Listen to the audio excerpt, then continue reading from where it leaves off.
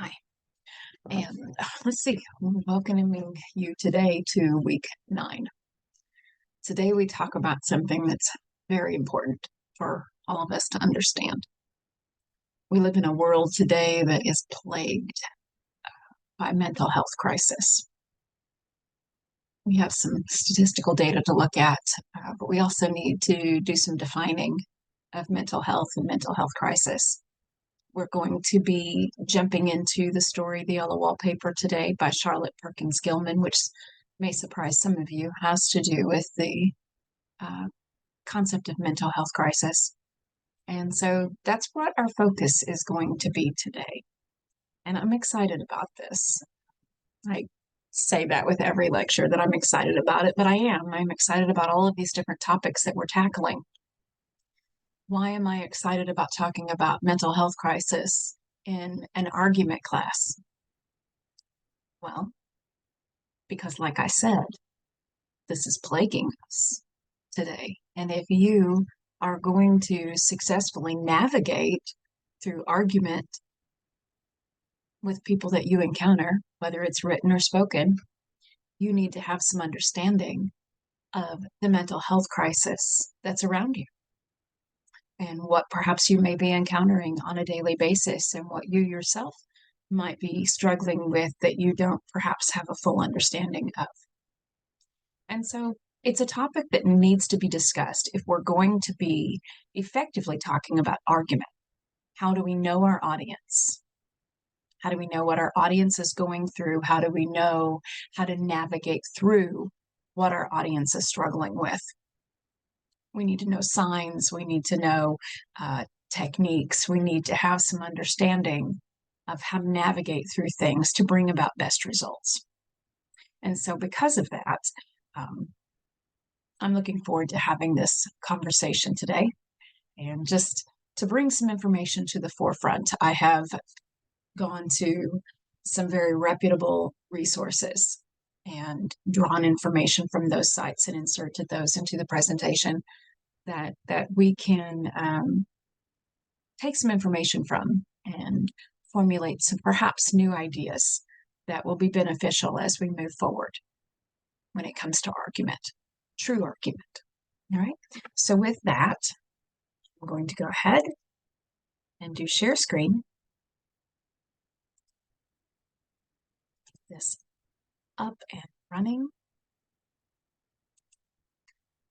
I know I said a couple weeks ago that I was going to figure out how to have this all up and running so we didn't have to go through this process. And I have still yet to actually put my mind to that, even though I think I know how best to do it, but it's fine. It's fine, right? You're fine. I'm fine. We're here. It's good. Okay. So here we go. Our unit is experiencing argument, recognizing the mental health crisis. There's a lot of different aspects of our mental health crisis that are argument based in and of themselves. And I can come up with several right off the top of my head right now. Is it mental illness? Is it not mental illness? That can be applied to a variety of different situations. So I found this quote. I thought this was entertaining, and that might be the wrong word, but this is from Prince Harry. You would think that he had it all, right? He literally had it all, and he still has mental health struggles. Should make you think. The experience I have had is that once you start talking about experiencing a mental health struggle, you realize they're actually part of quite a big club. And he's right. More people struggle than you realize. And the reason you don't realize it is just as he said. Well, I'm going to add to what he said. We don't talk about it. We absolutely do not talk about these things when we are out and about with people. We hide our struggles. We isolate ourselves. And what's so interesting, well, I don't want to get ahead of myself. That leads us into our story. But I'm going to, right now, and not say anything more on that topic. Before we jump into any discussion with a term, we have to define that term. So let's define mental health. According to the World Health Organization, mental health is a state of mental well-being that enables people to cope with the stresses of life, realize their abilities, learn well and work well, and contribute to their community. It is an integral component of health and well-being that underpins our individual and collective abilities to make decisions, build relationships, and shape the world that we live in. Mental health is a basic human right, and it is crucial to personal, community, and socioeconomic development. Mental health is more than the absence of mental disorders. It exists on a complex continuum, which is experienced differently from one person to the next, with varying degrees of difficulty and distress, and potentially very different social and clinical outcomes. Mental health conditions include mental disorders and psychosocial disabilities, as well as other mental states associated with significant distress, impairment in functioning, or risk of self-harm. People with mental health conditions are more likely to experience lower levels of mental well-being, but this is not always or necessarily the case. So here we have a definition. They're defining mental health. And one thing I want to point out to you, this is just from a definition standpoint when it comes to essays that you are going to be writing later in the semester, if you so choose to include the yellow wallpaper as one of your topics of discussion. When you are referring to mental health crisis or mental health illness, you have to include those final words, illness, crisis, because to just use the term mental health is wrong. Because mental health is your overall being. It includes both positive and negative. It's everything. Your mental health, like your physical health. So you would say you have a physical health disability, right? So we have to add those final terms. This is something I've seen repeatedly in students' essays. So I'm pointing that out right now. Something I want you to be thinking about. So when you say, today we're going to be talking about mental health, you're opening yourself up to a very broad category because that would include everything that's healthy and everything that's not healthy. So if you're wanting to narrow your focus and say that you're going to be talking about mental health disorders or mental health struggles or mental health crisis, then you have to include those final words and let mental health be a descriptor of struggle or disorder or crisis. So that way we know that it's a mental distress, okay, as opposed to a physical distress. So we have to make those clarifications there. So I did want to point out that mental health is your entire state of well-being. And it's just for some clarification there on the definition spectrum. So they go on to talk about how it's a very complex continuum and how every person experiences it differently. We're going to get into some data on that. I'm kind of chomping at the bit to get there, so I probably ought to stop doing this, right? Let's just go ahead and move on. If the PowerPoint will let us, let's see. Oh, here we go. Clarification on use of terminology. So here I've gotten ahead of myself once again. Mental health is the basic understanding that we function according to the health of our minds. Okay. Mental health issues, conditions, disorders occur when something strays from the norm in mental health behavior. Oh, I don't like that word norm or normal, right? I don't want to be normal. I don't know about you, but normal's no fun.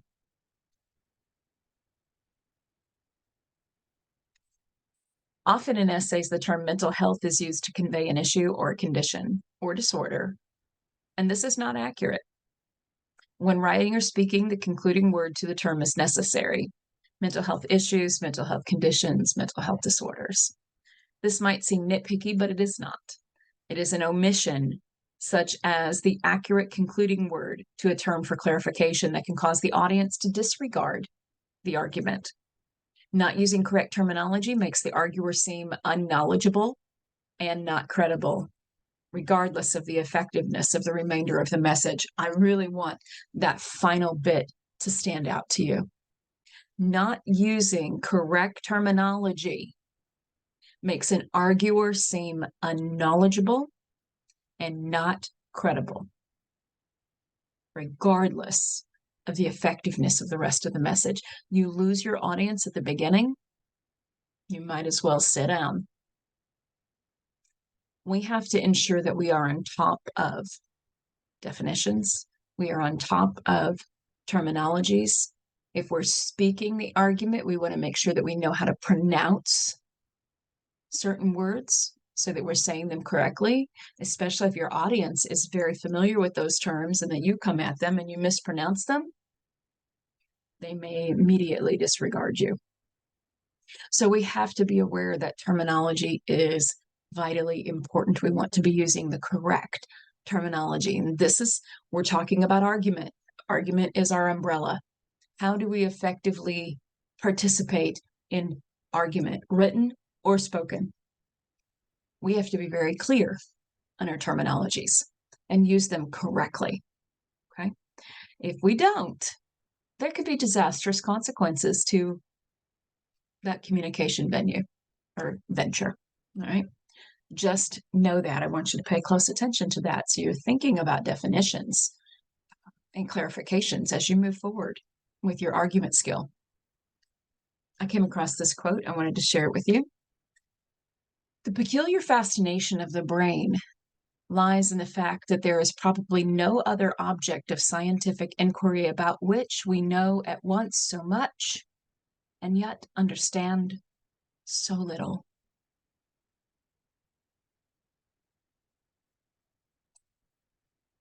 We can know so much, but it's the tip of the iceberg. We know so little about the brain and how it functions. I've had conversations before where we talked about it's the only organ in the body that isn't like taken out and dissected in order to truly understand it. Like they can take out a heart and open the heart up and see how it works. They can take out a liver and open the liver up and see how it works. They can take out the gallbladder and look at the gallbladder and see how it works. They can do that with our lungs. But the brain, no. It doesn't work like that, which makes it really fascinating. Okay. I found this, and I'm not a science student. I'm fascinated by science in the sense that I enjoy it like running around in my brain, but do I want to sit down and fully study it? No. Now, some of you I know watching this, you're going to be going into the nursing program.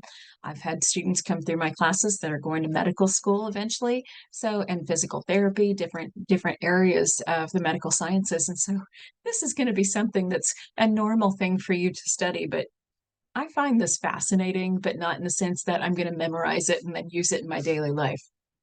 But I did want to bring it and put it in the PowerPoint just because it goes along with what we just read there. Like we know about the brain, but we know so little about the brain.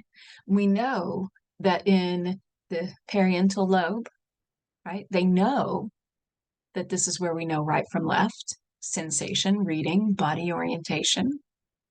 In the occipital lobe, we know that's where vision and color perception are housed, which is so wild, isn't it? Because it's back here and your eyes are here. Crazy. Don't hit the back of your head. You mess up your eyes. The cerebellum, that's where balance and coordination, fine muscle control are housed. Way underneath, perhaps so it's protected. Frontal lobe, right here.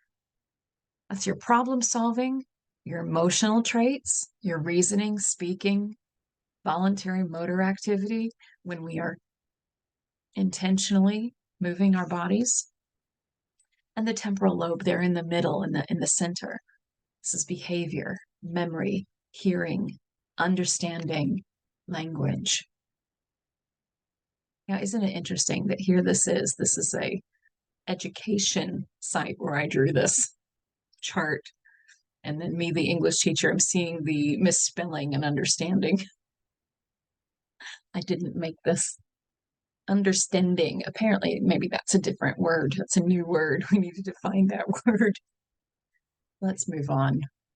The point here is the different parts of the brain that we know a little about, but not so much. The brainstem, that's where breathing, body temperature, digestion, alertness, and swallowing are housed, which is really interesting to me. Now, here's another one that I discovered. This is more from a textbook type resource. I'm not going to read all of these, but there we have it laid out again. Just fascinating, all the different portions and the different aspects of our personalities and our knowledge centers and our body functions are located in different parts of the brain. And how does that work? That's what we don't know. We don't know. We know how the heart works. We know how the lungs work. We know how the kidneys work. We're not so sure about the brain. We know what areas do certain things. So again, there's a lot we know, but there's even more that we don't know. The Allen Institute, whose website proclaims, "We're exploring the unknowns of human biology and accelerating scientific progress by sharing our research openly with the world," shares in their article, "Why is the human brain so difficult to understand?" some wild statistical data about the human brain. This is fun. Scientists have known for centuries that the brain is the seat of human thought, but we're still in the dark about how it works. There are a lot of reasons for that. I asked 4 neuroscientists to expound on why we don't yet understand the human brain and what it might take to get there. So here we go. Your brain by the numbers. I found this to be really fun. Let's start with some stats. Your brain has 86 billion neurons, give or take, in the same order as the number of the stars in the Milky Way. If you look at the synapses, the connections between neurons, the numbers start to get beyond comprehension pretty quickly. The number of synapses in the human brain is estimated to be nearly a quadrillion, or 1,000,000,000,000,000,000,000. And each individual synapse, each one of those contains different molecular switches. If you want to think about the brain in terms of an electrical system, a single synapse is not equivalent to a transistor. It would be more like 1,000 transistors. Kind of makes you go back to Bullet in the Brain, doesn't it? Right? So the bullet enters Anders' skull, and it says that the bullet came under brain time. And we know that Tobias Wolff must have done a little bit of research there, because he talks about the synapses and the neurons firing and how it's like infinite time, truly, inside the brain as the bullet passes through it. So here we go with some statistical data that backs that up. 86 billion neurons and nearly a quadrillion synapses between them. Now, my question is, because it doesn't say this on here, is that like per hour, per minute? If any one of you want to look that up and let me know, I'd really appreciate it. Let's take that a little bit deeper. Your brain has 86 billion neurons. So is this over the span of your lifetime that you have a quadrillion synapses?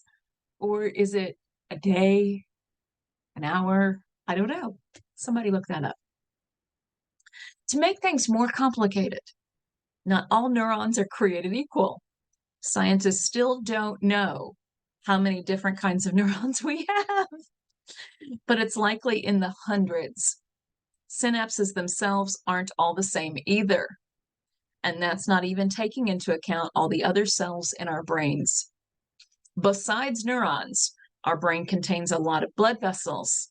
and a third class of brain cells known collectively as glia, many of which are even more poorly understood than neurons. Yeah. Anybody want to be a brain scientist? You mean you go right on ahead. You get out there and you learn some things.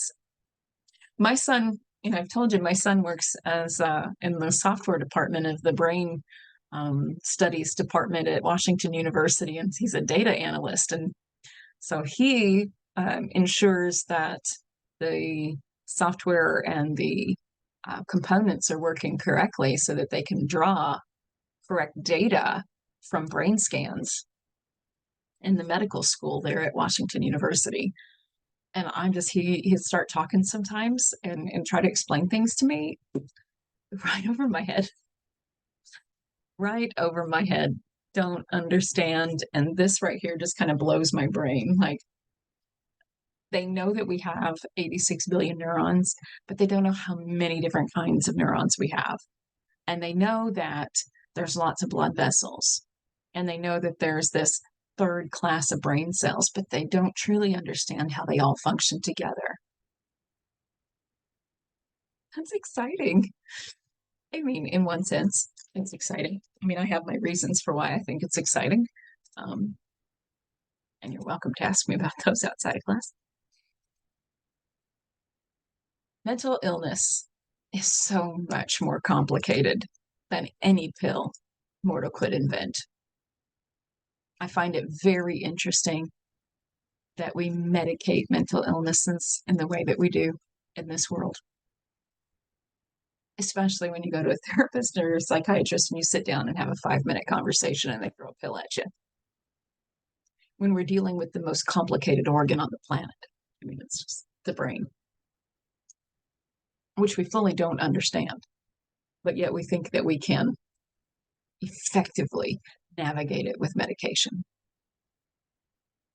Should make us all go, that's an interesting thing to consider. So, but the idea here, regardless of how we feel about that, is that we can all agree that we are more than complicated. So before we take a talk of mental health disorders and the mental health crisis in the world any farther, we are going to go ahead and jump into our story for this section. This is the yellow wallpaper. I do not remember what page this is on in your textbook. I believe it's like 238. I could be wrong. Don't have my book right in front of me, but I do believe it's in the 230s, 232, 238, somewhere along there. It might be 280, but it's in the 200s. You can also go on to Blackboard. I have given you the text of the short story there on Blackboard as a PDF. And you can type in the yellow wallpaper Charlotte Perkins Gilman PDF online and pull up the text of this short story somewhere off of the internet. Regardless of where you find it, you need to follow along. We are going to listen to the audiobook. I love this audiobook. I chose this, and it's one of my favorite things to listen to. So I'm going to play this for you, and I want you to follow along. I want you to be listening and marking logos, pathos, and ethos. Okay. This story, I'm just going to give this part away, is full of all three. You have logos, you have lots of ethos, and you have a lot of pathos coming at you. So I want you to mark those. When things are said that make you go, mark them. Me, personally, I used a green highlighter for every time something made me go, When you have that kind of a reaction, I used a green highlighter. If I had my book in the house, it's in the car, I would show you the text, and I might just go out and get that while you are listening to the audiobook. I think I will. I'm going to go get that so I can show you what I have done with the story. But sit back, be ready, have a pen in your hand, and have a paper copy, or pull the story up on your computer and be able to mark on it, make some notes, Maybe you just have paper next to you, take some notes, because we are about to get started. Here we go. The Yellow Wallpaper by Charlotte Perkins Gilman.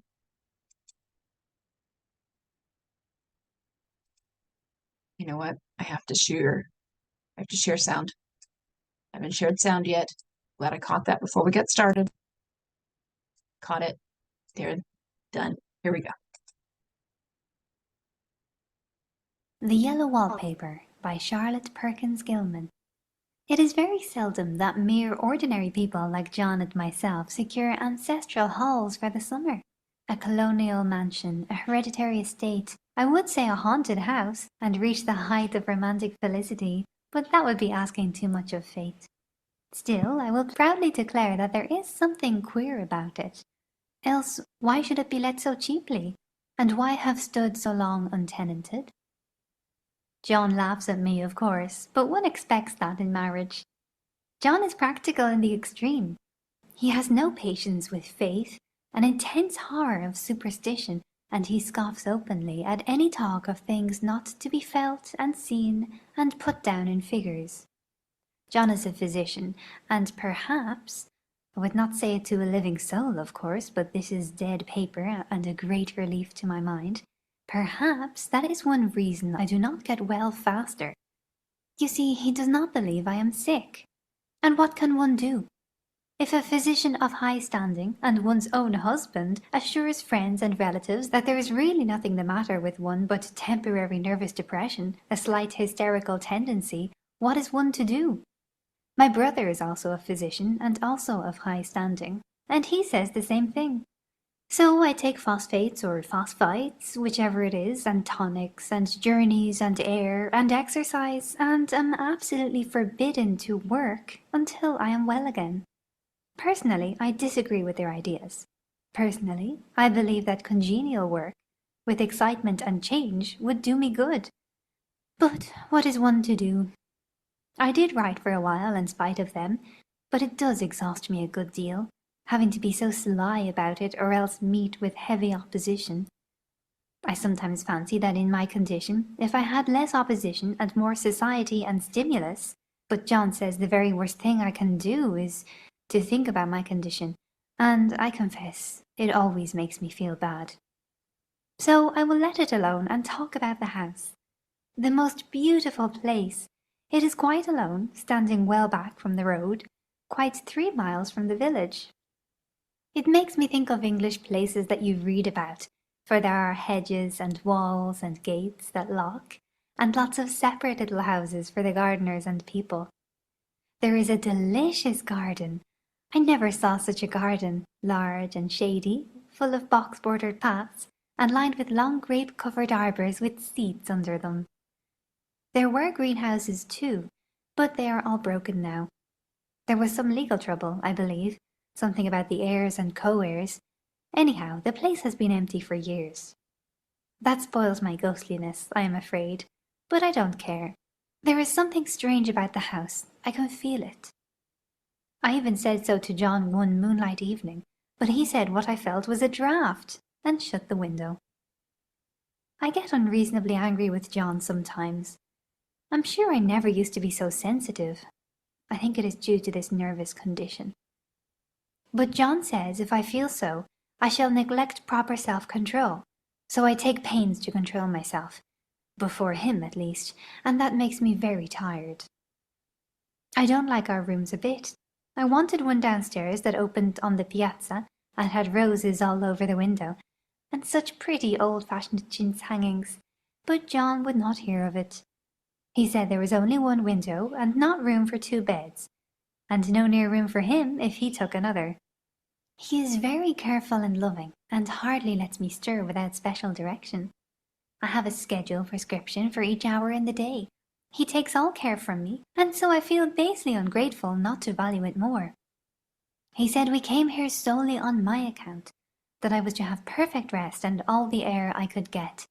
Your exercise depends on your strength, my dear, said he, and your food somewhat on your appetite, but air you can absorb all the time. So we took the nursery at the top of the house. It is a big airy room, the whole floor nearly, with windows that look all ways, and air and sunshine galore. It was a nursery first, and then playroom and gymnasium, I should judge, for the windows are barred for little children, and there are rings and things in the walls. The paint and paper look as if a boys' school had used it. It is stripped off, the paper, in great patches all around the head of my bed, about as far as I can reach, and in a great place on the other side of the room low down. I never saw a worse paper in my life. One of those sprawling flamboyant patterns committing every artistic sin. It is dull enough to confuse the eye in following, pronounced enough to constantly irritate and provoke study, and when you follow the lame uncertain curves for a little distance, they suddenly commit suicide, plunge off at outrageous angles, destroy themselves in unheard of contradictions. The colour is repellent, almost revolting, a smouldering unclean yellow, strangely faded by the slow turning sunlight. It is a dull yet lurid orange in some places, a sickly sulphur tint in others. No wonder the children hated it. I should hate it myself if I had to live in this room long. There comes John, and I must put this away. He hates to have me write a word. We have been here 2 weeks, and I haven't felt like writing before, since that first day. I am sitting by the window now, up in this atrocious nursery, and there is nothing to hinder my writing as much as I please, save lack of strength. John is away all day, and even some nights when his cases are serious. I am glad my case is not serious. But these nervous troubles are dreadfully depressing. John does not know how much I really suffer. He knows there is no reason to suffer, and that satisfies him. Of course it is only nervousness.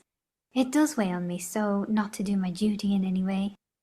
I meant to be such a help to John, such a real rest and comfort, and here I am, a comparative burden already.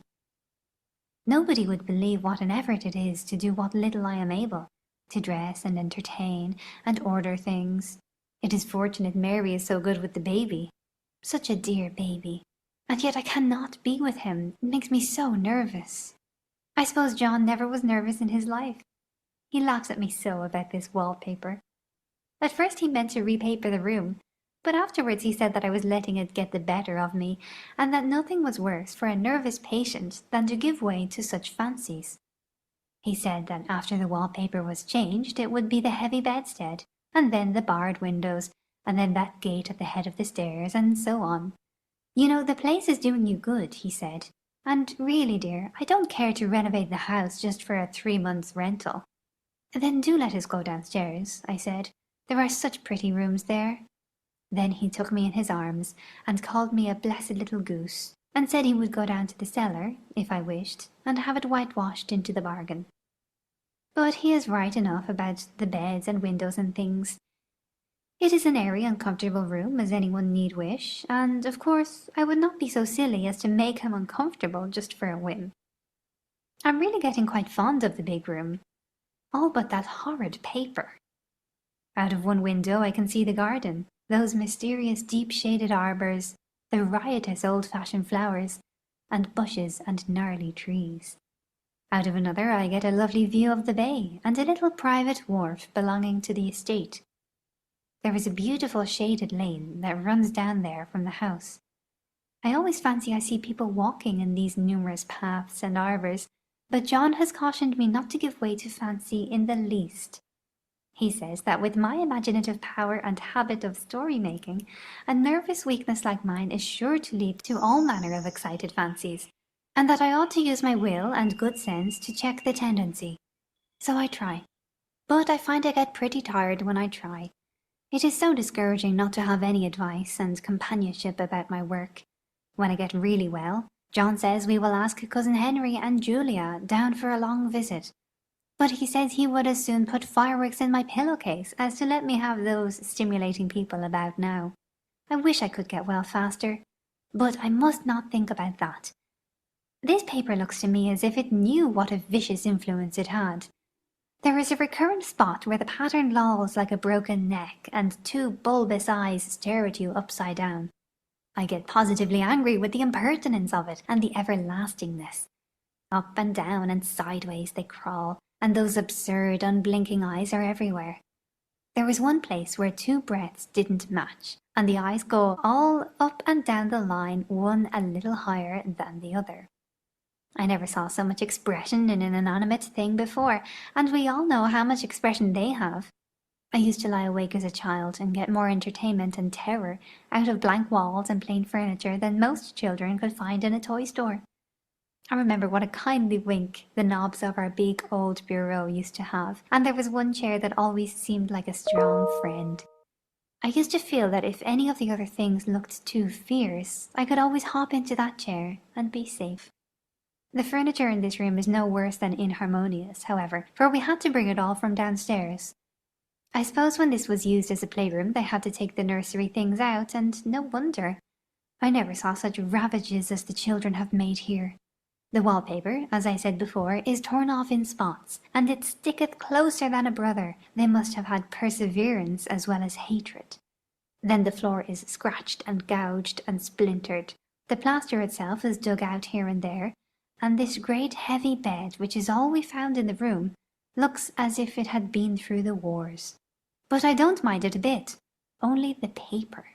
There comes John's sister, such a dear girl as she is, and so careful of me.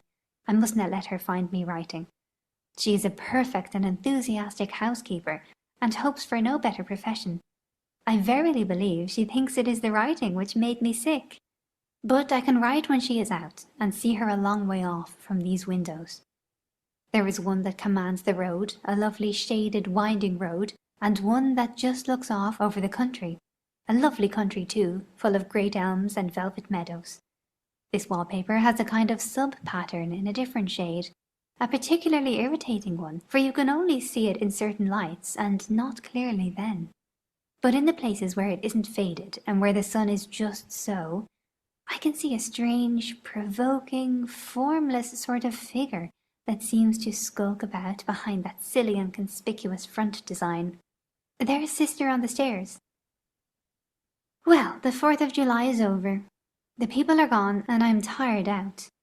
John thought it might do me good to see a little company, so we just had mother and Nellie and the children down for a week. Of course I didn't do a thing. Jenny sees to everything now. But it tired me all the same. John says if I don't pick up faster he shall send me to Weir Mitchell in the fall. But I don't want to go there at all. I had a friend who was in his hands once, and she says he is just like John and my brother, only more so.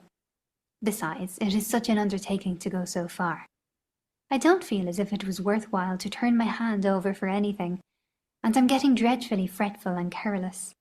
I cry at nothing, and cry most of the time. Of course, I don't when John is here, or anybody else, but when I am alone. And I am alone a good deal just now. John is kept in town very often by serious cases, and Jenny is good and lets me alone when I want her to. So I walk a little in the garden or down that lovely lane, sit on the porch under the roses, and lie down up here a good deal. I'm getting really fond of the room in spite of the wallpaper. Perhaps because of the wallpaper. It dwells in my mind so. I lie here on this great immovable bed. It is nailed down, I believe, and follow that pattern about by the hour. It is as good as gymnastics, I assure you. I start, we'll say, at the bottom, down in the corner over there where it has not been touched, and I determine for the 1000th time that I will follow that pointless pattern to some sort of conclusion. I know a little of the principle of design, and I know this thing was not arranged on any laws of radiation or alternation or repetition or symmetry or anything else that I ever heard of. It is repeated, of course, by the breadths, but not otherwise. Looked at in one way, each breadth stands alone. The bloated curves and flourishes, a kind of debased Romanesque with delirium tremens, go waddling up and down in isolated columns of fatuity. But, on the other hand, they connect diagonally, and the sprawling outlines run off in great slanting waves of optic horror, like a lot of wallowing seaweeds in full chase. The whole thing goes horizontally too, at least it seems to, and I exhaust myself in trying to distinguish the order of its going in that direction. They have used a horizontal breadth for a frieze, and that adds wonderfully to the confusion. There is one end of the room where it is almost intact, and there, when the cross lights fade and the low sun shines directly upon it, I can almost fancy radiation after all. The interminable grotesques seem to form around a common centre and rush off in headlong plunges of equal distraction. It makes me tired to follow it. I will take a nap, I guess. I don't know why I should write this. I don't want to. I don't feel able. And I know John would think it absurd. But I must say what I feel and think in some way. It is such a relief. But the effort is getting to be greater than the relief.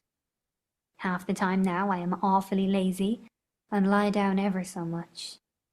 John says I mustn't lose my strength, and has me take cod liver oil and lots of tonics and things, to say nothing of ale and wine and rare meat. Dear John, he loves me very dearly and hates to have me sick. I tried to have a real earnest, reasonable talk with him the other day, and tell him how I wish he would let me go and make a visit to Cousin Henry and Julia. But he said I wasn't able to go, nor able to stand it, after I got there, and I did not make out a very good case for myself, for I was crying before I had finished. It is getting to be a great effort for me to think straight. Just this nervous weakness, I suppose. And dear John gathered me up in his arms and just carried me upstairs and laid me on the bed and sat by me and read to me till it tired my head. He said that I was his darling and his comfort and all he had, and that I must take care of myself for his sake and keep well. He says no one but myself can help me out of it, that I must use my will and self-control and not let any silly fancies run away with me. There's one comfort, the baby is well and happy and does not have to occupy this nursery with the horrid wallpaper. If we had not used it, that blessed child would have. What a fortunate escape! Why, I wouldn't have a child of mine, an impressionable little thing, live in such a room for worlds. I never thought of it before, but it is lucky that John kept me here after all. I can stand it so much easier than a baby, you see. Of course I never mention it to them any more. I'm too wise, but I keep watch of it all the same. There are things in that paper that nobody knows but me, or ever will. Behind that outside pattern the dim shapes get clearer every day. It is always the same shape, only very numerous, and it is like a woman stooping down and creeping about behind that pattern. I don't like it a bit. I begin to think, I wish John would take me away from here. It is so hard to talk with John about my case, because he is so wise, and because he loves me so. But I tried it last night. It was moonlight. The moon shines in all around, just as the sun does. I hate to see it sometimes, it creeps so slowly and always comes in by one window or another. John was asleep, and I hated to waken him, so I kept still and watched the moonlight on that undulating wallpaper till I felt creepy. The faint figure behind seemed to shake the pattern, just as if she wanted to get out. I got up softly and went to feel and see if the paper did move, and when I came back John was awake. "What is it, little girl?" he said. "Don't go walking about like that, you'll get cold." I thought it was a good time to talk, so I told him that I really was not gaining here, and that I wished he would take me away. "Why, darling," said he, "our lease will be up in 3 weeks, and I can't see how to leave before. The repairs are not done at home, and I cannot possibly leave town just now. Of course, if you were in any danger, I could and would, but you really are better, dear, whether you can see it or not. I'm a doctor, dear, and I know. You are gaining flesh and colour, your appetite is better. I feel really much easier about you. I don't weigh a bit more," said I, "nor as much, and my appetite may be better in the evening, when you are here, but it is worse in the morning, when you are away." "Bless her little heart," said he with a big hug. "She shall be as sick as she pleases. But now let's improve the shining hours by going to sleep, and talk about it in the morning." "And you won't go away?" I asked gloomily. "Why, how can I, dear? It is only 3 weeks more, and then we will take a nice little trip of a few days, while Jenny is getting the house ready. Really, dear, you are better." "Better in body, perhaps," I began. and stopped short, for he sat up straight and looked at me with such a stern, reproachful look that I could not say another word. "My darling," said he, "I beg of you, for my sake, and for our child's sake, as well as for your own, that you will never for one instant let that idea enter your mind. There is nothing so dangerous, so fascinating, to a temperament like yours. It is a false and foolish fancy. Can you not trust me as a physician when I tell you so?" So, of course, I said no more on that score, and we went to sleep before long.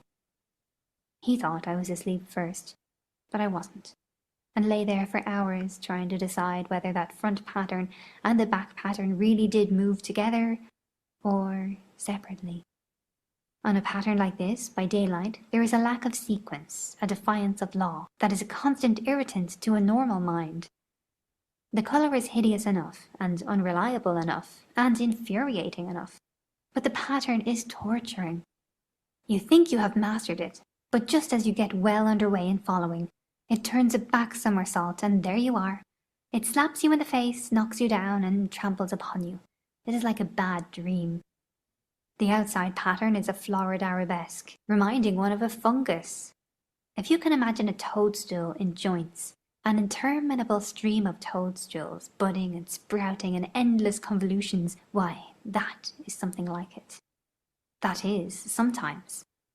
There is one marked peculiarity about this paper, a thing nobody seems to notice but myself, and that is that it changes as the light changes. When the sun shoots in through the east window, I always watch for that first long, straight ray. It changes so quickly that I never can quite believe it. That is why I watch it always. By moonlight, the moon shines in all night when there is a moon, I wouldn't know it was the same paper. At night, in any kind of light, in twilight, candlelight, lamplight, and worst of all by moonlight, it becomes bars. The outside pattern, I mean, and the woman behind it is as plain as can be. I didn't realize for a long time what the thing was that showed behind that dim sub-pattern, but now I am quite sure it is a woman. By daylight she is subdued, quiet. I fancy it is the pattern that keeps her so still. It is so puzzling. It keeps me quiet by the hour. I lie down ever so much now. John says it is good for me, and to sleep all I can. Indeed, he started the habit by making me lie down for an hour after each meal. It is a very bad habit, I am convinced, for you see I don't sleep, and that cultivates deceit, for I don't tell them I'm awake. Oh no. The fact is, I am getting a little afraid of John. He seems very queer sometimes, and even Jenny has an inexplicable look. It strikes me occasionally, just as a scientific hypothesis, that perhaps it is the paper. I have watched John when he did not know I was looking, and come into the room suddenly on the most innocent excuses, and I've caught him several times looking at the paper. And Jenny too. I caught Jenny with her hand on it once. She didn't know I was in the room, and when I asked her in a quiet, a very quiet voice, with the most restrained manner possible, what she was doing with the paper, she turned around as if she had been caught stealing, and looked quite angry, asked me why I should frighten her so. Then she said that the paper stained everything it touched, that she had found yellow smooches on all my clothes and John's, and she wished we would be more careful. Did that not sound innocent? But I know she was studying the pattern, and I am determined that nobody shall find it out but myself. Life is very much more exciting now than it used to be. You see, I have something more to expect, to look forward to watch. I really do eat better, and am more quiet than I was. John is so pleased to see me improve. He laughed a little the other day, and said I seemed to be flourishing in spite of my wallpaper. I turned it off with a laugh. I had no intention of telling him it was because of the wallpaper. He would make fun of me. He might even want to take me away. I don't want to leave now until I have found it out. There is a week more, and I think that will be enough. I'm feeling ever so much better. I don't sleep much at night, for it is so interesting to watch developments, but I sleep a good deal in the daytime. In the daytime it is tiresome and perplexing. There are always new shoots on the fungus, and new shades of yellow all over it. I cannot keep count of them, though I have tried conscientiously. It is the strangest yellow, that wallpaper. It makes me think of all the yellow things I ever saw. Not beautiful ones like buttercups, but old, foul, bad yellow things. But there is something else about that paper. The smell. I noticed it the moment we came into the room, but with so much air and sun it was not bad. Now we have had a week of fog and rain, and whether the windows are open or not, the smell is here. It creeps all over the house. I find it hovering in the dining room, skulking in the parlour, hiding in the hall, lying in wait for me on the stairs. Gets into my hair. Even when I go to ride, if I turn my head suddenly and surprise it, there is that smell. Such a peculiar odour, too. I have spent hours in trying to analyse it, to find what it smelled like. It is not bad at first and very gentle, but quite the subtlest, most enduring odour I ever met. In this damp weather it is awful. I wake up in the night and find it hanging over me. It used to disturb me at first. I thought seriously of burning the house to reach the smell. But now I am quite used to it. The only thing I can think of that is like the colour of the paper, a yellow smell.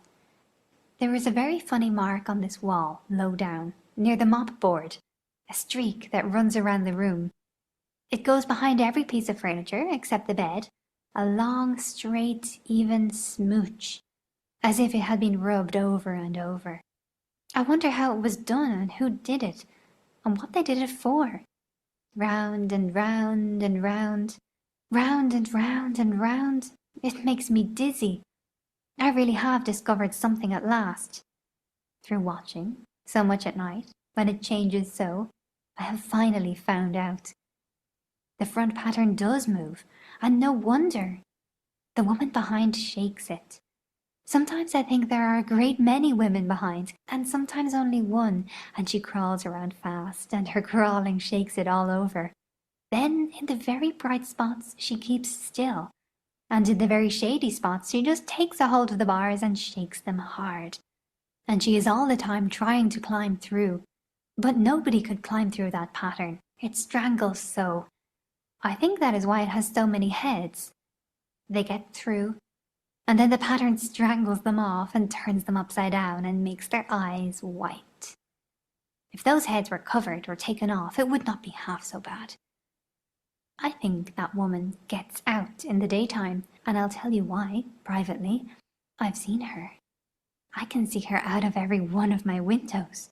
It is the same woman, I know, for she is always creeping, and most women do not creep by daylight. I see her on that long road under the trees, creeping along, and when a carriage comes she hides under the blackberry vines. I don't blame her a bit. It must be very humiliating to be caught creeping by daylight. I always lock the door when I creep by daylight. I can't do it at night, for I know John would suspect something at once. And John is so queer now, that I don't want to irritate him. I wish he would take another room. Besides, I don't want anybody to get that woman out at night but myself. I often wonder if I could see her out of all the windows at once. But turn as fast as I can only see out of one at a time. And though I always see her, she may be able to creep faster than I can turn. I have watched her sometimes away off in the open country, creeping as fast as a cloud shadow in a high wind. If only that top pattern could be gotten off from the under one. I mean to try it, little by little.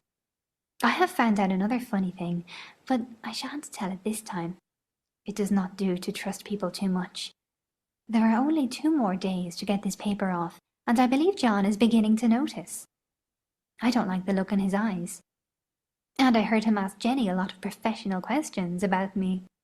She had a very good report to give. She said I slept a good deal in the daytime.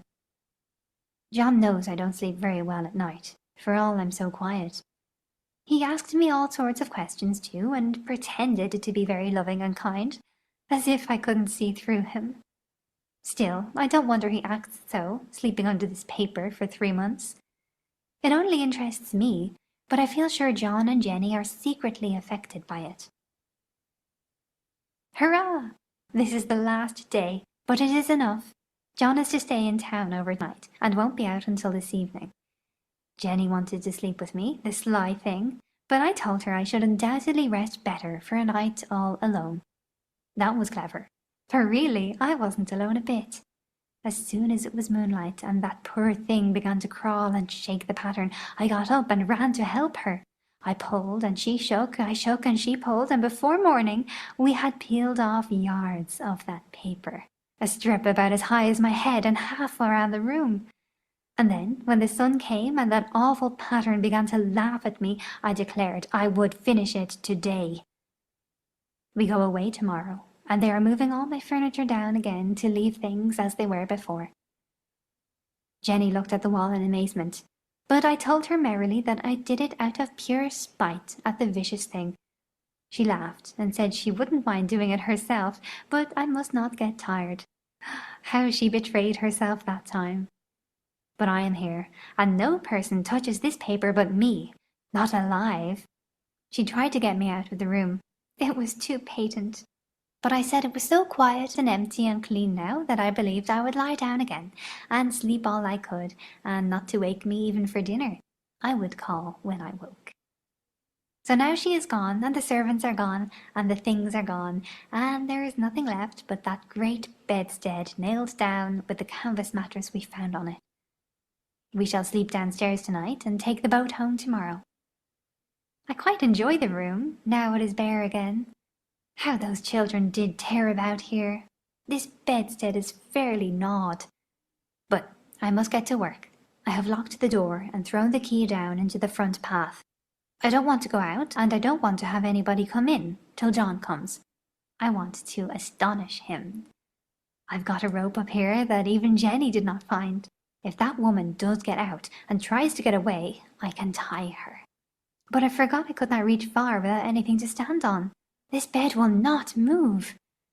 I tried to lift and push it until I was lame, and then I got so angry I bit off a little piece at one corner, but it hurt my teeth. Then I peeled off all the paper I could reach standing on the floor. It sticks horribly and the pattern just enjoys it.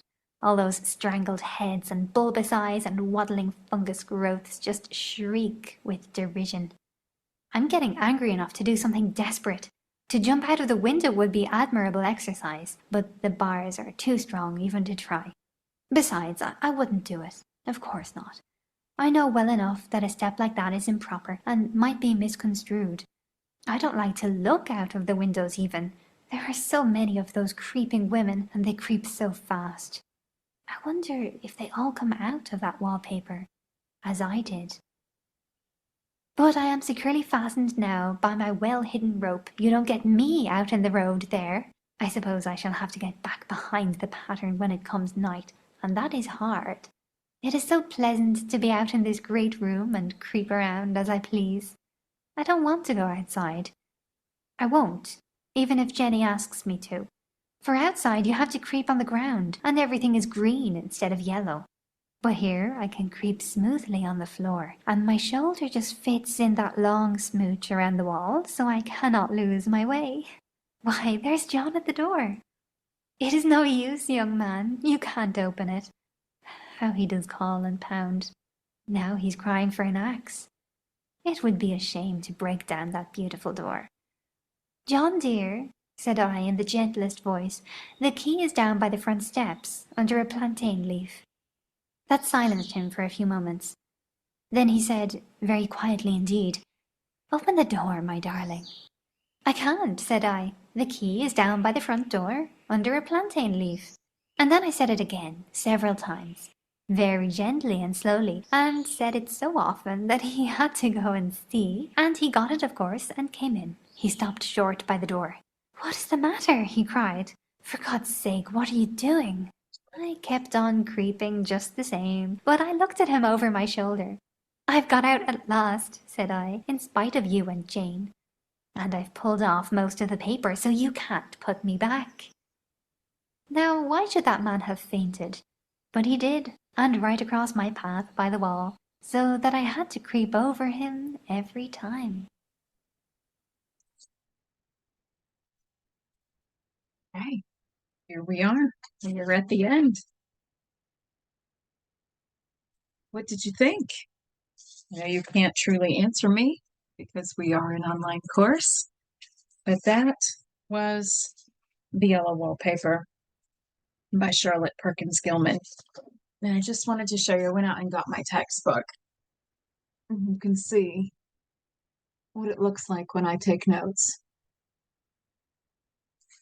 Okay, so also, let's go a little further into the story.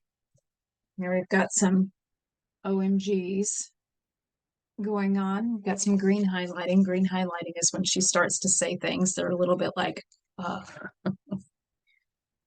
not okay. We got more green highlighting as the story goes on. And then we end with lots of green highlighting. And look, pathos, pathos.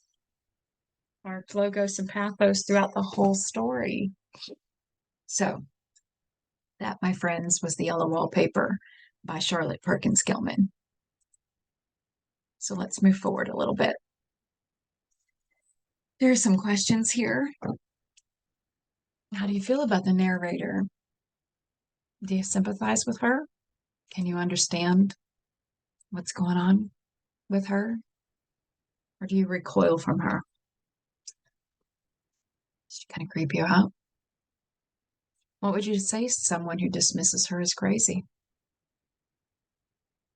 And then would this story change if it were in past tense?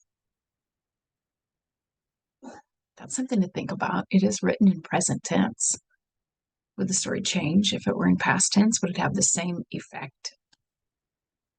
So questions to think about, to let roam around in your head. So then you will have your Blackboard questions worksheet to work your way through here. What are your thoughts and your emotional response to the story? What's the historical situational context of the story? And I believe one of your other questions is, what do you think the author thought you already knew? What are 3 things about the author's life that contribute toward her writing this story? We're going to take a look at that in a second. What is the author's intended meaning? Well, this is another piece that, fortunately for you, if you look at page 247 in your textbook, this is straight up called Why I Wrote the Yellow Wallpaper. How often do you find the author actually telling you why they wrote it? So we're going to take a look at that. Then your literary elements, your rhetorical elements, and then that reflective part. Do you believe the author was effective? And how does the story impact you? Well, we're going to find out about the effect of the story here in just a moment. So moving further on in the PowerPoint, I included information for you about Charlotte Perkins Gilman. I am not going to read all of this. That is her picture right there. But I do want you to discover some things about Charlotte Perkins Gilman. I will tell you this much. She herself suffered from postpartum depression.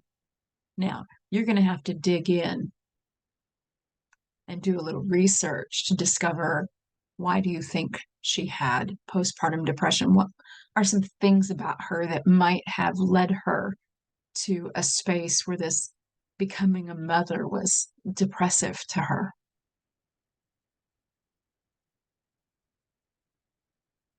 If you dig in and read, you'll discover. I want to give it all away here.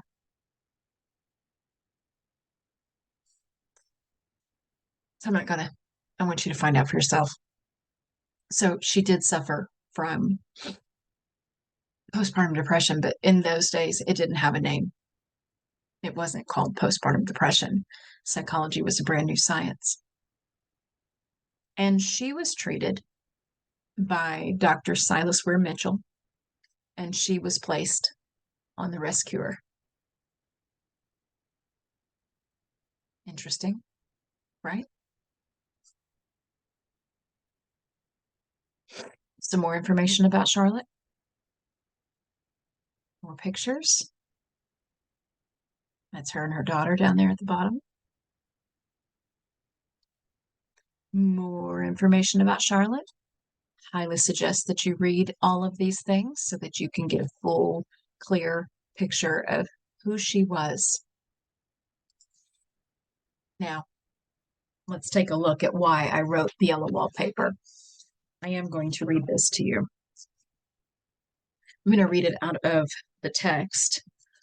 A portion of it is right there on the screen in front of you, but it is on page 247 in our text, and it reads this way. Well, it says Gilman published the following piece in October of 1913. So this is, 21 years after The Yellow Wallpaper was written, because she wrote The Yellow Wallpaper in 1892. So this is in 1913 that she has written this piece. Many and many a reader has asked that. When the story first came out in the New England Magazine about 1891, a Boston physician made protest in the transcript. Such a story ought not to be written, he said. It was enough to drive anyone mad to read it. Another physician in Kansas, I think, wrote to say that it was the best description of incipient insanity he had ever seen, and begging my pardon, had I been there before. Now, the story of the story is this. For many years, I suffered from a severe and continuous nervous breakdown tending to melancholia and beyond.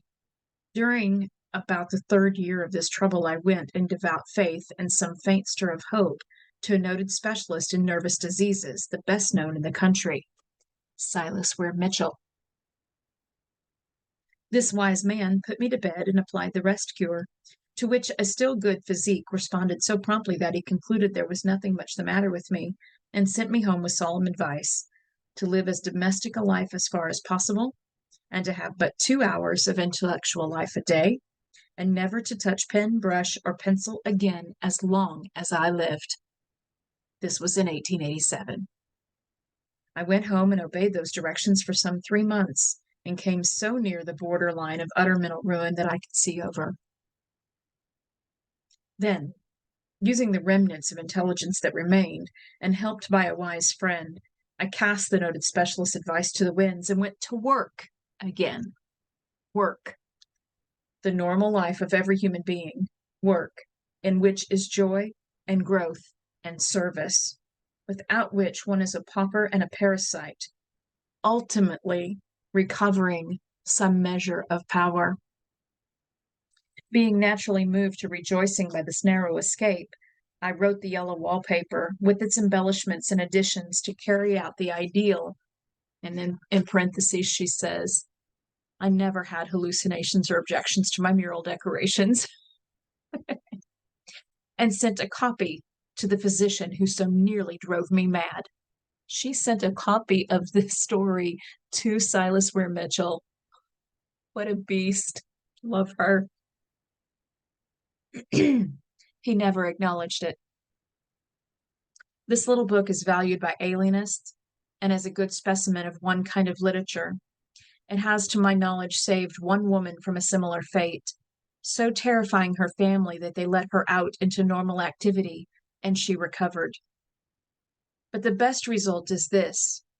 Many years later, I was told that the great specialist had admitted to friends of his that he had altered his treatment of neurasthenia since reading The Yellow Wallpaper. It was not intended to drive people crazy, but to save people from being driven crazy. And it worked. What a beautiful intention. What a beautiful message. She had been there. She knew it to her core. And she knew that the rest cure was wrong, but she was a woman. She had no voice. So she wrote a story that could be published in, obscure places, women's magazines. And it got passed around. Or she sent a copy to the doctor himself, which I love that part of her story. Love that she did that. She effected change because she was brave to talk about, to write about, to be honest about her mental decline. And she says it was intended not to drive people crazy, but to save them from being driven crazy. And it worked. Get it, Charlotte? Now, I have to tell you that one of my favorite parts here is I cast the noted specialist's advice to the winds and went to work again. Work. The normal life of every human being. Work. In which is joy and growth and service, without which one is a pauper and a parasite. She's saying isolation doesn't work. You need to be out there, be working, be with people, be of service to others if you want to recover up here. And what I love about this is this was written far before the principles of the 12-step process came to be. And the principles of the 12-step process are, you want to get your mind off yourself? Be of service to others.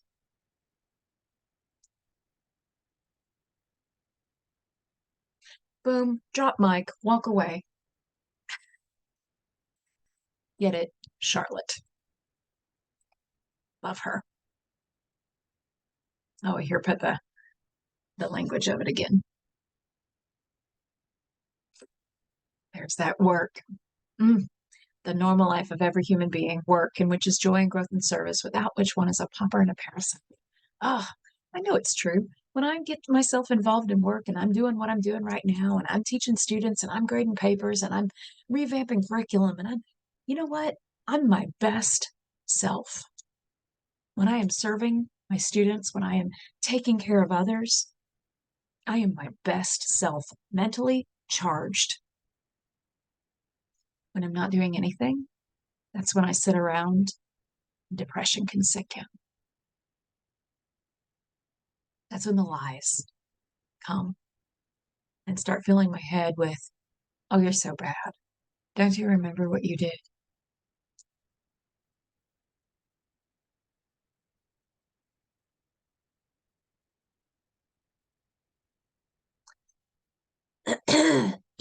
Here's the quote again. But here's another one. Charlotte said, the first duty of a human being is to assume the right functional relationship to society. More briefly, to find your real job and do it. The first duty of a human being is to assume the right functional relationship to society. Find your place. Find your real job. What is it that you're gifted at? What is it that you love to do? Do it. Thank you, Charlotte. I love that. Now, that was in the early days of psychology. This rest cure, this was back when psychology was a baby science. Baby. It's not been around for very long, you guys. And so I wanted to share this with you. I love the crash course videos. If you're not familiar with crash course videos, you really should let this become a rabbit hole for yourself. Just pick a subject on the crash course site and learn everything that you can about it through the crash course videos. They're wonderful. This one I'm going to show you right now is Intro to Psychology. And this is, if you know the book, what is it? The Fault in Our Stars, and I don't remember what else John Green has written. This is his brother, Hank. So Hank Green is who you're about to see. They do a lot of crash course videos, the two of them. They're very interesting guys, and I enjoy them both. So here we go with Intro to Psychology with Hank Green.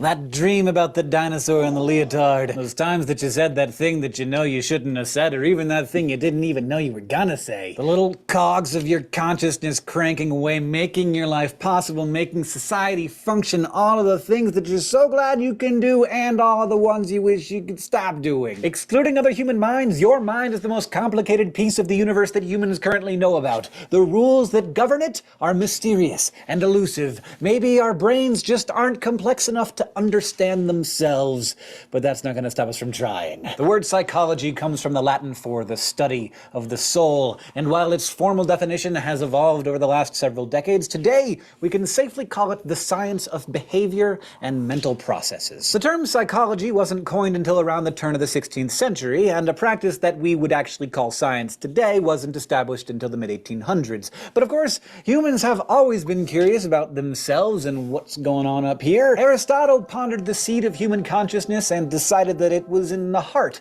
not the head, being, as we have seen quite a lot here on Crash Course, absolutely and completely wrong. 2,000 years ago, Chinese rulers conducted the world's first psychological exams requiring public officials to take personality and intelligence tests. And in the late 800s, Persian Dr. Muhammad ibn Zakaria al-Razi, also known as Razis, was one of the first to describe mental illness and even treated patients in what was essentially a very early psych ward in his Baghdad hospital. From the efforts of those early thinkers up until today, the field of psychology has been all about tackling some of the big questions. How can humans do horrible things like commit genocide and torture other humans, and how come we know those things are horrible? Do we have free will, or are we simply driven by our environment, biology, and non-conscious influences? What is mental illness, and what can we do about it? And what is consciousness, or the notion of self? If I lose my awareness of myself, am I still human? I don't know! But over the next 6 months, these are the questions that we're going to be exploring together. How our brains work, how they can break, how they can be healed, why we behave the way we do even when we don't want to, and what it means to be thinking and feeling and alive.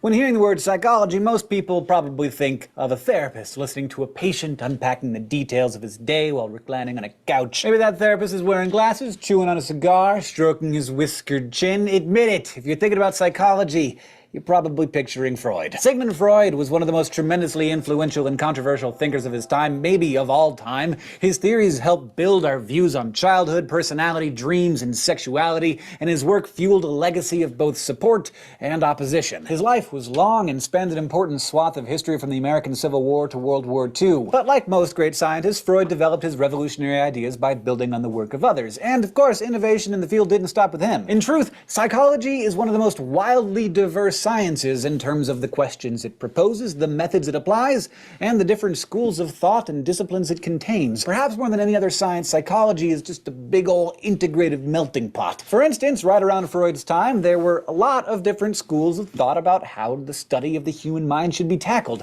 Mainly, there were the ideas of structuralism, functionalism, and psychoanalysis. Scientific psychology got its start in 1879 in Germany, when physician Wilhelm Wundt set up the first psychology laboratory at the University of Leipzig just a few years after publishing his Principles of Physiological Psychology, considered the first true psychology textbook. Wundt and his student Edward Bradford Titchener took cues from chemists and physicists and argued that if those people could break down all matter into simple elements or structures, why couldn't they do the same for the brain? They tried to understand the structures of consciousness by getting patients to look inward, asking them how they felt when they watched a sunset or smelled a coffee or licked a kitten or whatever. Titchener named this approach structuralism, but despite its rigid-sounding name, it really relied so much on introspection that it became too subjective. I mean, you may sense and feel something different than I do, even if we lick the same kitten. Psychologists, of course, can't actually observe a patient's inner thoughts or feelings, so ultimately the structuralist school of thought was fairly short-lived. By contrast, American physician and philosopher William James proposed a different set of questions, focusing on why we think and feel and smell and lick or whatever.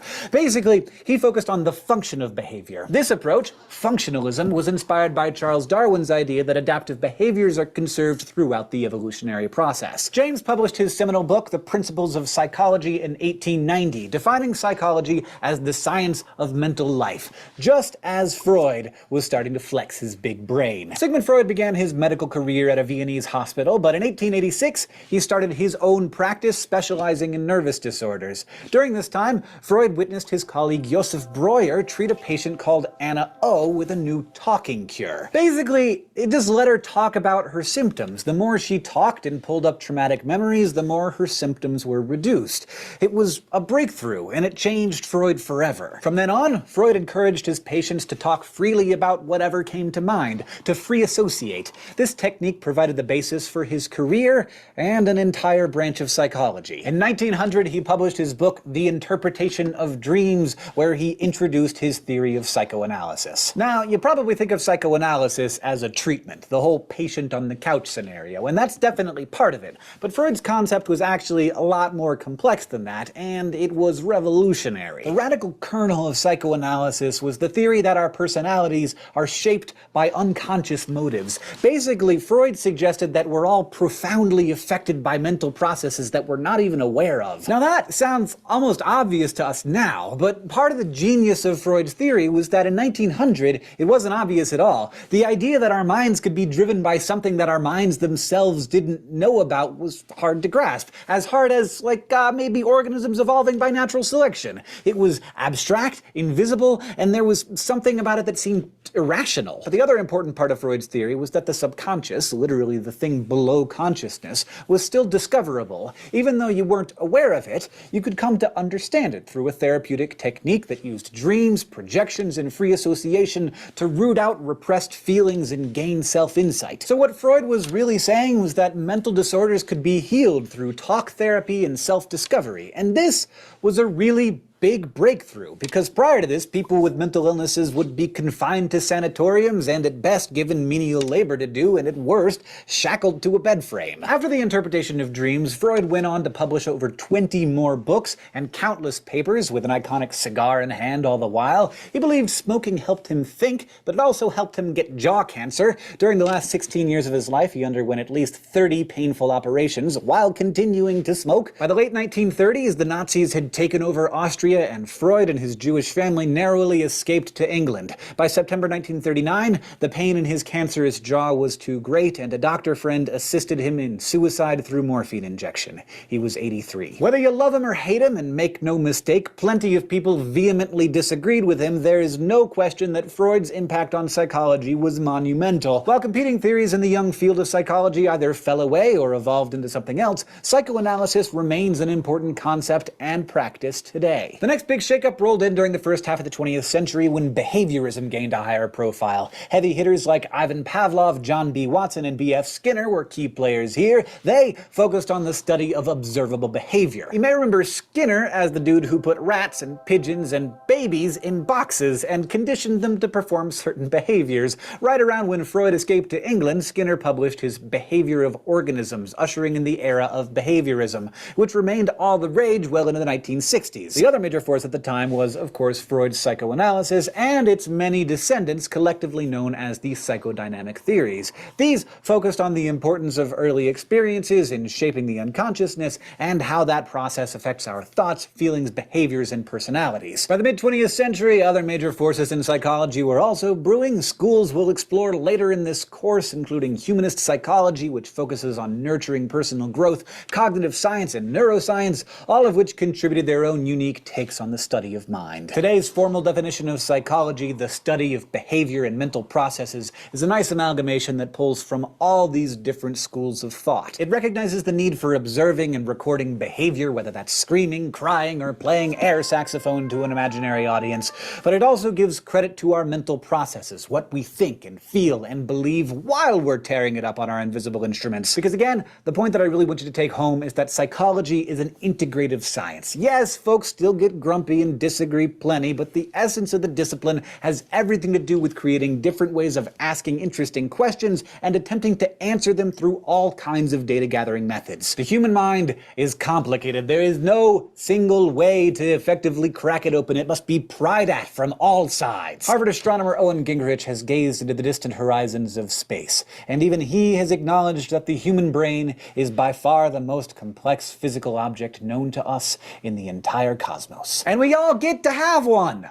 of our very own, just knocking around right up in here. We here at Crash Course are really excited to spend the next several months delving into the world of psychology, how it applies to our lives, our minds, and our hearts, and how it deepens our understanding of each other, our world, and ourselves. Thanks for watching this first lesson in Crash Course Psychology, and I'd like to especially thank all of our subbable subscribers, without whom we would literally not be able to do this. Would you like a personalized signed Crash Course Chemistry periodic table, or even to see yourself animated in one of our episodes? To find out about these and other perks, go to subbable.com/crashcourse. And thanks to our crew. This episode was written by Kathleen Yale and edited by Blake T. Pastino. Our psychology consultant is Dr. Ranjit Bhagwat. Our director and editor is Nicholas Jenkins. The script supervisor was Michael Aranda, who is also our sound designer. And our graphics team is Thought Cafe.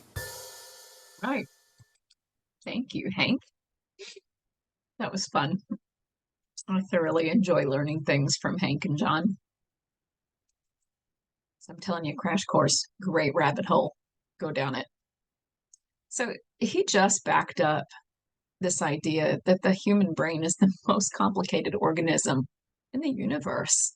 I mean, as far as that we know in the cosmos, he said. And with it, to know exactly how to study it, to know exactly how to dig into mental health issues and the mental health crisis, we're somewhat at a loss. Although we can have some simplified ideas, and we heard from Charlotte what her ideas were, and it did work for some. And I think there's truth in what she said. But there are many types of illnesses and many types of crises. And I was just watching a video earlier about a doctor who's been a cardiovascular surgeon, Dr. Gundry, for the majority of his career, who has discovered that, who was studying patients with heart disease and was discovering that the patients with the most issues with their hearts had bad guts. And so he started to do more research on gut health and discovering that a lot of what we eat is causing a bulk of issues that we're having in other areas of our lives, including mental distress, gut health. And I'm like, wow, I love that. I love the interrelation, the cohesive nature of our bodies and how different parts come together to affect this or to affect that. Anyway, he's another great one to go down a rabbit hole and do some research and some studies. And talking about probiotics and how probiotics are necessary for gut health. And when you have a healthy gut, other aspects of you, including your mental health, can align better and become more healthy. So amazing. It's not all just what's going on in here. It's what we're doing with the rest of ourselves and what we're putting in here that's also affecting up there. It's so complicated. Let's take a look at some statistics from NAMI, the National Alliance on Mental Illness. If you struggle with mental illnesses, and let me just say, I'm going to stop right here before I share all this statistical data. In my lifetime, I've been diagnosed with this or with that. Been in the psych ward twice. Suicidal. Just being honest, right? Honesty is good. You need to know you're not alone. That was several years ago. I was diagnosed with borderline personality disorder. I was diagnosed bipolar, and they wanted to put me on these medications. They weren't taking into account all of the information that I had neglected to share with them. All of the years of mental distress that I had undergone in a relationship that was volatile and not healthy. I'm not going to dive into disparaging remarks at this time. Just know that what I discovered about myself was it wasn't borderline personality and it wasn't bipolar disorder. I didn't need medication. It was PTSD. It was alcoholism. And I needed therapy, and I needed some truth bombing, and I needed some 12 steps. Today, I'm the healthiest I've ever been. I put myself into my work. I know how to control my emotions because I learned how to control my emotions. I learned how to recognize different aspects of me and how I function. So, I've also struggled with agoraphobia. That was many years ago. Extreme fear. So I understand those types of situations when we deal with those. I have children who are on the autism spectrum. I've dealt with a lot of depression in my life. You're not alone. This is something that's normal more than it isn't normal. Doesn't it make you wonder why? Dr. Gundry would say it has to do with what we're eating. Freud would say it has to do with your childhood. Lay on the couch. Let's talk about it. Charlotte would say you need to get out and do some work for other people. Be of service. So there are a lot of different ideas out there, but let's look at some statistical data according to the National Alliance on Mental Illness. Millions of people are affected by mental illness each year. Across the country, many people, just like you, work, perform, create, compete, laugh, love, and inspire every day. 1 in 5 U.S. adults experience mental illness. Now, I want to say something here. I want to say this is just reported information. So let's say there's 20 people in the class. That means 4 are currently, according to statistics, 4 are currently under some form of mental illness. 1 in 20 adults experience serious mental illness. So that means 1 person in our classroom is experiencing at that time serious mental illness. 17% of youth 6 to 17 years experience a mental health disorder. That's almost 1 out of 5. These are pretty drastic numbers. Honestly, I think they're higher. That's just reported data. I think those numbers are actually higher, but this is recent information. I took these off of a current NAMI site. Some more information that I found there. 22.8% of U.S. adults experienced mental illness in 2021. This represents 1 in 5 adults. 5.5% of U.S. adults experienced serious mental illness in 2021. This represents 1 in 20. 16.5% of U.S. youth age 6 to 17 experienced a mental health disorder in 2016.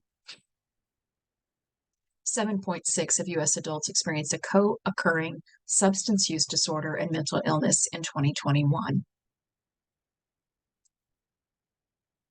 Annual prevalence among U.S. citizens or U.S. adults by condition. Schizophrenia is less than 1%. Obsessive compulsive disorder is 1.2%. Borderline personality disorder is 1.4%. Bipolar disorder is 2.8%. Post-traumatic stress disorder, 3.6%. Major depressive episodes, 8.3%. And anxiety disorders, 19.1%.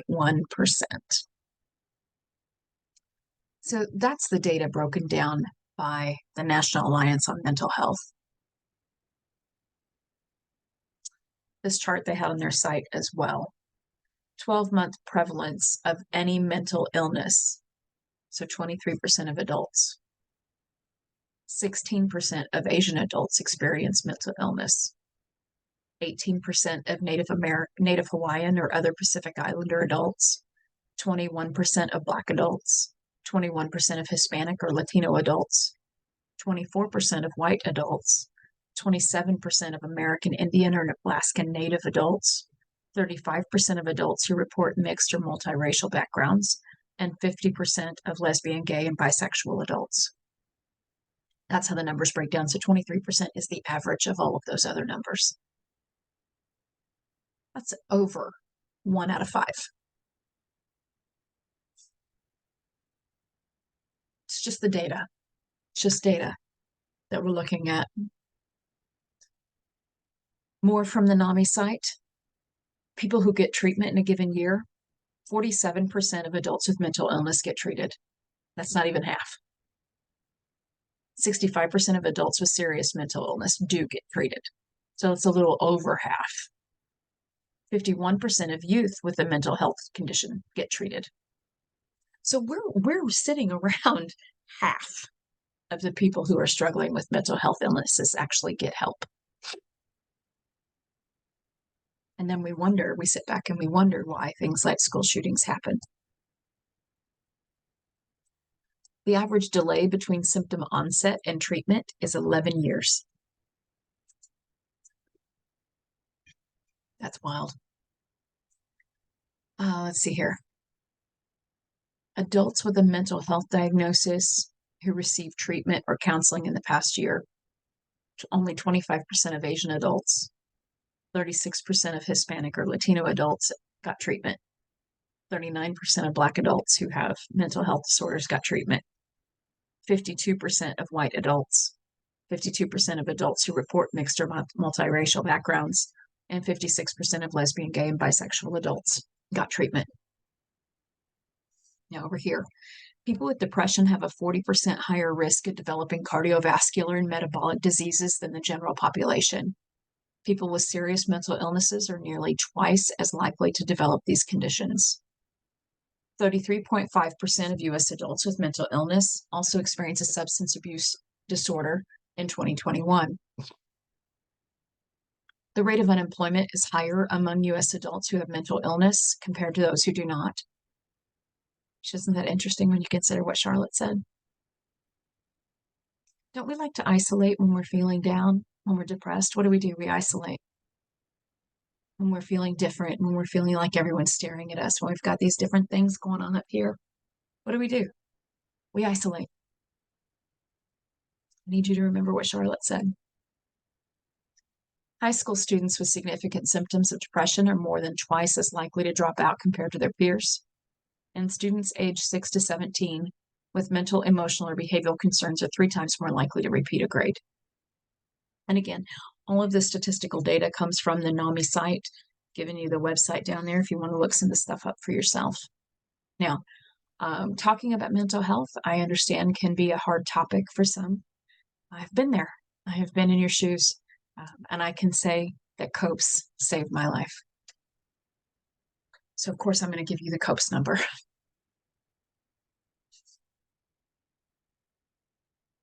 Was not in a good place. And my parents put me in the car. And they drove me to COPES and left me there. Hardest thing they ever did. Best choice for me. And I'm grateful. I'm very grateful. So putting the number here, 918-744-4800. COPES is through the Family and Children's Services. It's an excellent program. That is Tulsa's local crisis and emotional support helpline. Okay. Also, in this area, we have 988, which is the Suicide and Crisis Lifeline. Oklahoma's statewide mental health lifeline. You can call or text 988, and someone on the other line can speak with you, can assist you. I want to put these up here because I need you to understand you're not alone. And according to statistical data, there are those of you in this class who do struggle with a mental disorder or mental illness or just mental health crisis, right? I know sometimes we don't like the word disorder and we don't like the word, I don't remember what I just said, but crisis. Crisis, I think, is the best word. Because a crisis is something that needs addressed. It needs help. It's not of our own making. And sometimes we just need someone to come alongside us and to help us walk through it and to find what's best for us. Understand that mental health crisis is a global issue. Have you ever stopped and wondered why?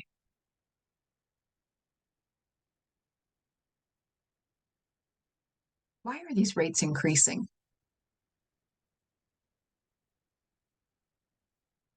Something to think about, rabbit holes to go down, I'm telling you. Start digging into the why, start asking questions, let this become an argument. So here are some tips on writing an argument essay on mental health. This is not exactly what we're going to be doing, but it might be something that you choose to talk about in your next essay. So tips on writing an argumentative essay on mental health. Completing an argumentative essay about mental health can be a little daunting. After all, this topic can get complex and in some instances, even controversial. That does not mean that you should not write about it. In fact, writing about mental health can be a very educational experience. Whatever topic you choose, keep in mind the tips below to make the writing process faster and easier. So let me put that in my own words. That's what I did. It's often good when you want to make sure that you understand something, write it in your own words. So I did that for all of us. Participating in an argument about mental health can be intimidating, if not something to avoid due to potential conflict in outcomes. This is because mental health topics are complicated and controversial. What one says is science, another might not, or another might say is not what their science found. People have very strong feelings and opinions on a subject like this, but that should not deter you from discussing it. Digging in, researching, and writing about or discussing mental health issues can be a great learning journey for you, but know how to properly prepare your argument. Right? So that's my summary or my restating of the above paragraph that I found in the Bozeman magazine. And I've given you the link down there for their tips on writing an argumentative essay on mental health. So we have to understand that just because one person calls something science doesn't mean it necessarily is the science. There are many different ways to look at a multitude of issues. And like the statistics showed that we looked at earlier, we don't understand fully how the brain functions. It's complicated. We do not have all the answers. We do our best to try to effectively understand it. And I think that Charlotte hit on a good spot.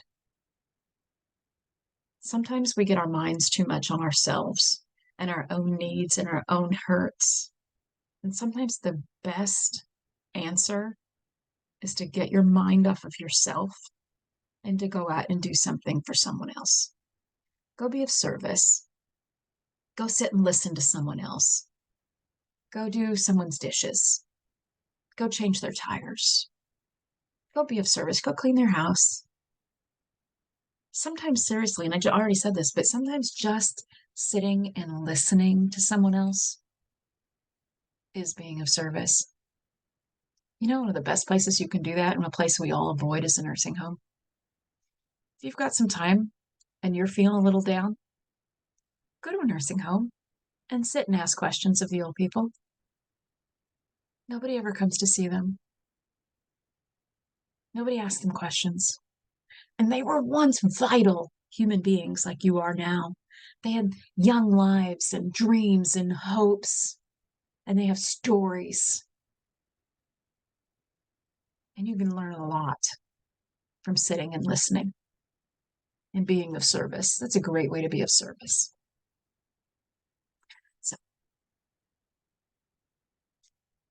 another thing, or to take this article further, the tips for writing an effective argument essay on a mental health topic.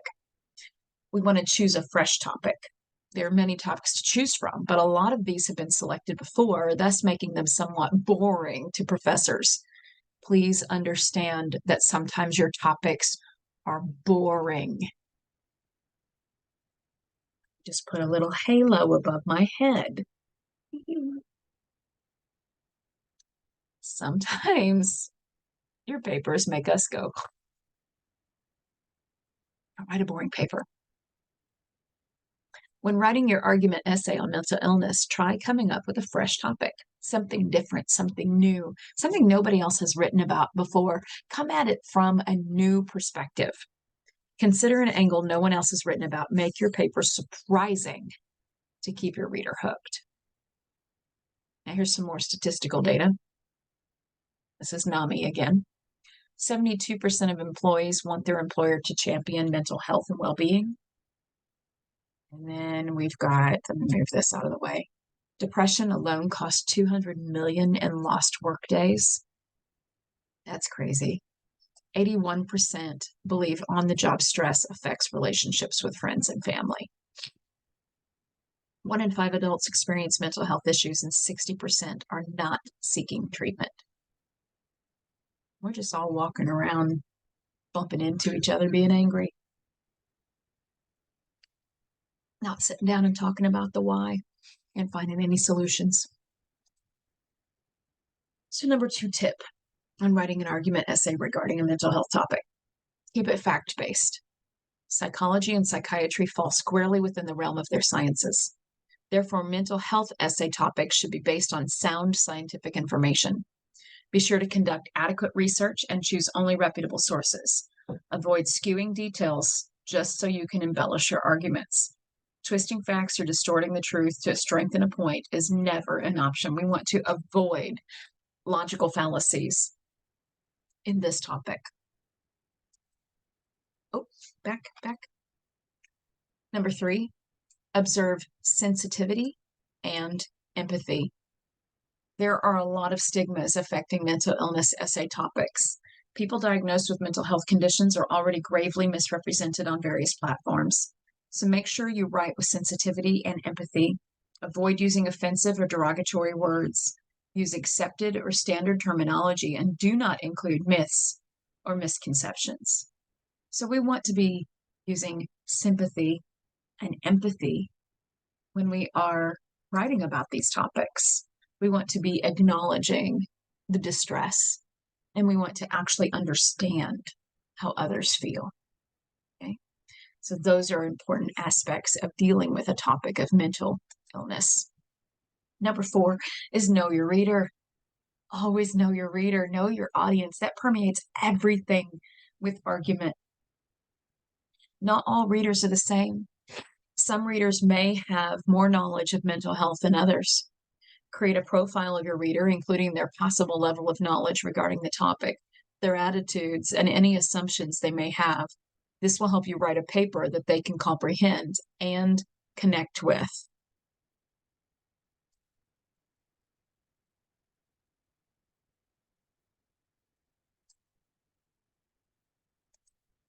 Number 5, advocate for progress and social change.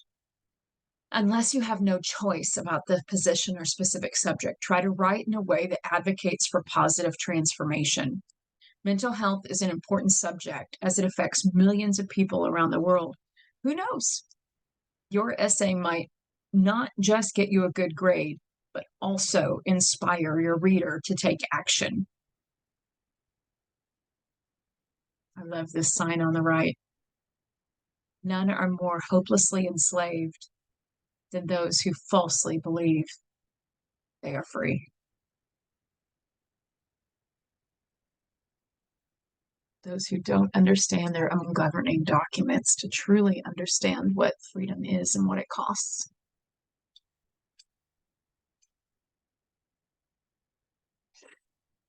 I put the definition for advocacy down here: to change what is into what should be. To advocate for progress and social change. To change what is into what should be. So we want to conclude our arguments with a call to action, with a call to change. Some possible topics that are out there in the world today for writing about in argument essays surrounding this mental health crisis that we're in. I'm not going to read through all of these because we're not actually going to be writing any of these essays. I'm just wanting to show you some of the different topics that are out there that are going to be different than the normal ones that are chosen that teachers end up being like when they read. All right. So the path for arguing about mental health issues and pretty much everything else. Number one, choose a fresh topic. Two, keep it fact-based. Three, observe sensitivity and empathy. Four, know your reader. And five, advocate for progress and social change. Those are from that article in the Bozeman magazine. Now, I'm going to put them in a different order. Choose a fresh topic. Know your reader. Keep it fact-based. Observe sensitivity and empathy, and advocate for progress and social change. We need to know our reader right off the bat. And that follows that outline that I gave you earlier in the semester, right? We know our topic, we know our reader, then we move forward. A couple of awesome quotes that I found I wanted to share with you regarding mental health crisis. Mental health problems don't define who you are. They are something you experience. You walk in the rain and you feel the rain, but you are not the rain. You are not the bad feelings you get in your head. You are not the storm you walk through. You are the person experiencing the storm. The storm may knock you off your feet, but you will stand once again. Either the weather will change or you will find shelter. Hold on. Oh, I think that's so beautiful. I think that is absolutely beautiful. And I did not intend for that PowerPoint to come to a conclusion just yet. But here we are. The buttons are pushing themselves. Our homework is our yellow wallpaper questions. That is all. There is no quiz today.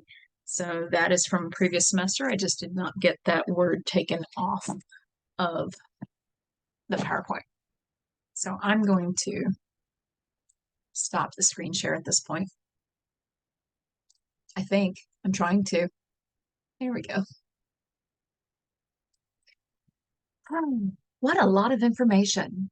But this is all stuff that we need to take into consideration when we are talking about participating in argument.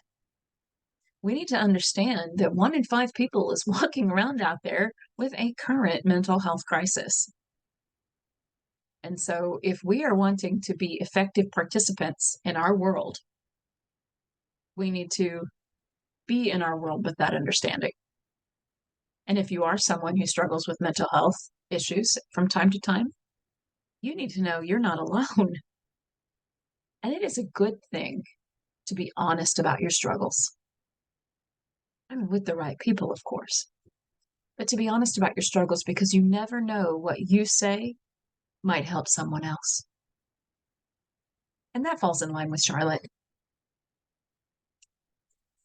Work and being of service.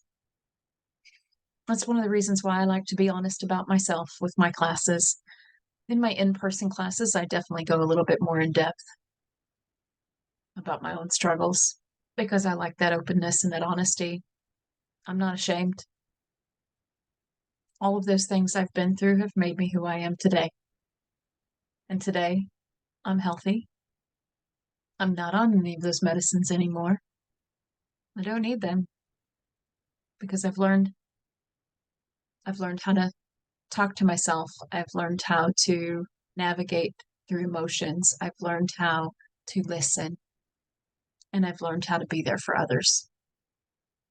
The more that I do those things, the stronger I become. And that's been my experience. I mean, your experience might be something completely different, but as we move into true argument, we need to understand our audience. Knowing your audience is vitally important, and understanding that 1 in 5 adults is dealing at that time with a mental health issue or crisis.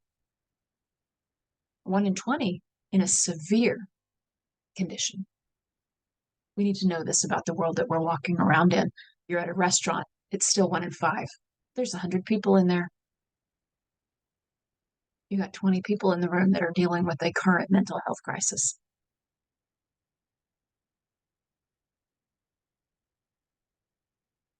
It's a sobering statistic when you put it into consideration like that.